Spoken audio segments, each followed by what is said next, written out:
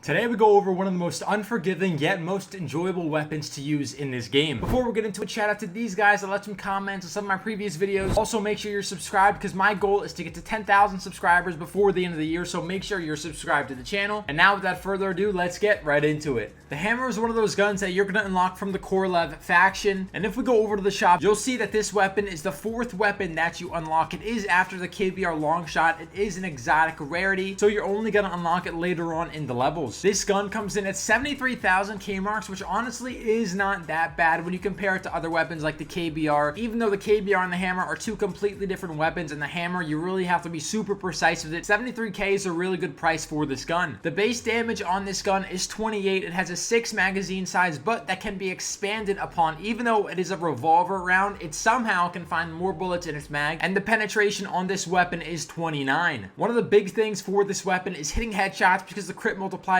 is 2. So you're going to want to try and hit all of your headshots because that's how you're going to have so much success with this weapon. Now for the hammer, it has some attachment slots that you can use, and let's go over those real quick. There are 5 different attachment slots. Sadly, you can't put a sight on this gun, but that's all right because there's some good attachments that you can put on it. One thing that I definitely recommend is a bigger magazine size. Again, put any magazine size that you can get. If you can get a purple extended, a blue extended, a green extended, just put it on because when you're in a gunfight, and trust me, you're not going to hit all of your shots. You want to have the biggest mag possible just to be able to get as many shots off as possible. Another thing I would heavily recommend is rocking a suppressor because this gun is loud. If you don't have a suppressor on it, you're not going to want to shoot it because this thing sounds almost as loud as this shatter gun. Especially without a suppressor, it's not going to be a fun time for you, and you're going to attract so many more players to your area. As for the other 3 attachments, the tactical light, that's up to you if you want to unlock a flashlight on this weapon. For the ammo converter, you can put one on if you want to put more damage on the weapon. If you have access to one, put it on. It'll probably help you in the long run. Or if you don't have access to one, it's not that big of a deal because again, it ups penetration by 2, which is really strong. But again, you'll still have a fighting chance if you do hit your headshots with this weapon. You could also put a rear grip on the gun. I don't usually put a rear grip on the gun, but again, that is up to you. But these are the only attachments I usually rock on the hammer, as I feel like it's enough for me to get my kills and work with it how I want to work with it. Now for the loadout of this weapon, it's up to you what type of armor you rock. I would recommend rocking a blue or purple set. If you have access to purple, use purple. Gives you a better chance to win your gunfights. But if you only have access to a lot of blue armors, just stick a blue armor on and call it a day there. But with the hammer, I love to rock a shatter gun just because if I'm in those super close range situations, I personally wouldn't feel confident in going in with just a hammer, just because if I'm in those close range combats, I feel like I'm gonna have a much bigger chance of winning that gunfight if I rock the shatter gun instead of just the hammer. Sometimes I do rock just the hammer alone, but that's if I'm playing with some friends and we're just trying to have a good time and I'm really not caring if I'm gonna lose my gunfights. You could rock the hammer with, say, a sniper, because if you want to use the hammer up close, it's not too good for far away because first of all, it's hard to see the enemy because you can't put a scope on this gun and the sway kind of messes you up. So if you want to rock the hammer with a sniper, that would work as well. But now that we know the best attachments and the best loadout, let's go over some of the recoil for this weapon. Even though it is a single shot action and you can go slower with it, I want to show you what it looks like shooting this weapon. Now you might be thinking to yourself, why the hell are you going over a recoil pattern on a revolver? And I'm going to explain to you really quickly. If you want to shoot this gun at a rapid fire, first of all, it's going to have a sway to it, so it's going to be hard to hit your shots overall. And there's also going to be a certain way that the gun starts going, so you can kind of reposition yourself and start aiming in a certain direction to have a better chance of hitting your shots and just understanding how the weapon works in general. Because again, with this gun, you're going to want to hit all of your shots. So we're going to shoot against this wall real quick, and it's going to be a rapid fire shot, and let's see how the bullets go. I was literally just spamming the click button, just spamming it, seeing what happened. So as we see here, I'm spamming,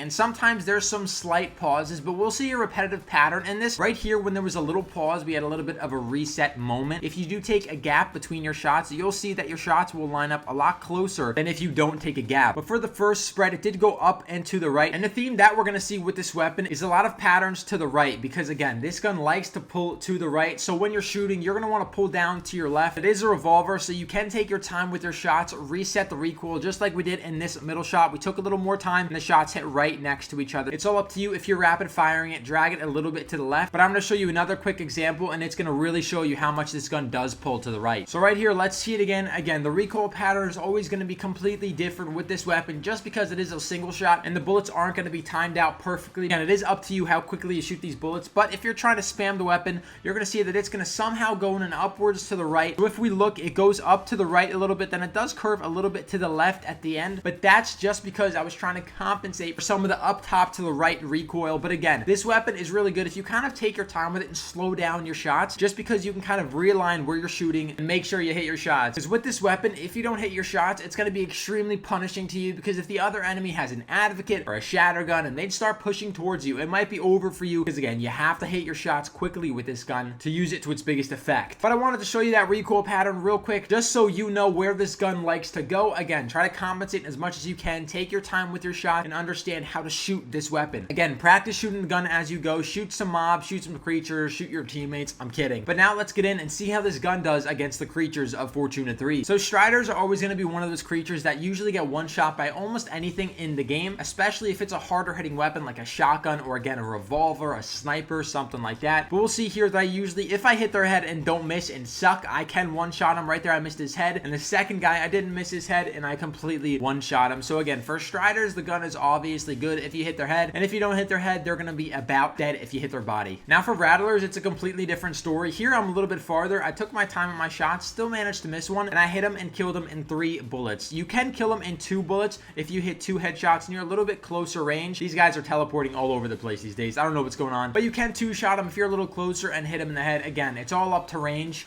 The hammer is also going to be a really good weapon against Marauders, so if you want to go see for yourself, go test that out. And again, I don't want to show too much of creatures just because you guys are here for the PvP, and now let's go over that right now. Now for PvP with this weapon, I like to shoot as many bullets as I can, because again, I am rocking a blue extended, so I have 8 bullets instead of 6 in the gun. And when I'm in a gunfight, again, I want to try to hit as many bullets as possible. Like right here, I see an enemy, I shoot 2 bullets right there, miss one, hit one, miss again, then I hit the other. So I 2-tapped a guy in white armor. Again, I hit a body shot and a headshot, so that's why I 2-tapped him. But if we go over that again really quickly, I like to use all my bullets in a row. I shoot 2 bullets, open up the shots. If I hit one of those, it would have been big. I hit one, go back to cover, and then I hit the last one. That's a very generic kill. Again, I did 2-shot him in white armor. So you're starting to see that headshots with this weapon are extremely viable, and they help you so much in winning your gunfights. Now right here for this footage, I was actually countering a drill with the random when I was using this weapon. So again, I like to get some pop shots in there because it's gonna hurt him. I know that one shot to the body got minimum 30% health off them, so I'm trying to scare him, get that damage in there, because when I'm using this weapon, I like to use pop shots, hit him, make him back up, because now they know I'm rocking a hammer. Here my teammate gets good damage, so I decide to push up on him on the drill. So right here, you're going to see how crucial it is to hit your headshots. I hit 3 body shots on this guy to kill him with blue armor, but if I hit a headshot, I probably would have hit him and killed him in 2 shots. So those headshots are going to be crucial for you to get those kills quicker, because if there was 2 guys here, who knows what could have happened. The other guy could have pushed me, and if I didn't kill this first guy quick enough, I might have been screwed. So right here in this footage, me and my teammate were both rocking hammers. There's the guy underneath in this building, and you'll see that we played this really smartly. Again, I hit him twice and he hit him once. So again, this weapon, if you don't hit headshots, is going to be extremely crucial and extremely unlucky. Right there, you'll see that I missed an absurd amount of shots, and that's what happens with this gun. And that's what I was saying with this weapon, because if you don't hit your shots, you're gonna be in a bad spot, because again, then you don't have much movement, you don't have much mobility. And again, that's what I was saying with this weapon. If you don't hit those initial shots, you're gonna be in trouble, because those guys are gonna have automatic weapons or shatter guns or something like that. But you gotta identify that you have to hit your shots with this weapon. Again, for this first guy, we decide to pinch him. I hit 2 body shots on him. My teammate finishes him off. He calls out that there's a guy coming to the left, so I decide to aggro push him, and again, I miss 1, 2, 3, 4, 5. I hit the 6th shot. The guy pushed around me. I'm like, I know I have to hit the shot, and I finally kill him, because again, look at my health. It's almost at half, because this other guy did have a trench gun, and I had to hit those bullets in order to kill him. But that's what's so scary with this weapon. All these other guys are going to have weapons they don't have to be so precise with, and that's what's going to be intimidating with this weapon, because if you miss your shots, you're going to be screwed. Right there, the extended mag did save my life, just because if we look at the bullet count real quick, after I killed the first guy, I have 8 bullets in the mag. I missed the first 5 bullets. I managed to hit the 6th bullet on the guy. Then I have 2 bullets. So right here, I would have had to reload between my 6th shot and my 7th shot. So if I didn't have an extended mag on this weapon, I could have most likely been dead, because I would have been reloading when he pushed me, and I wouldn't have any cover. My teammate was a little far behind to shoot him. So again, I might have been screwed without that extended mag. So this gun will be super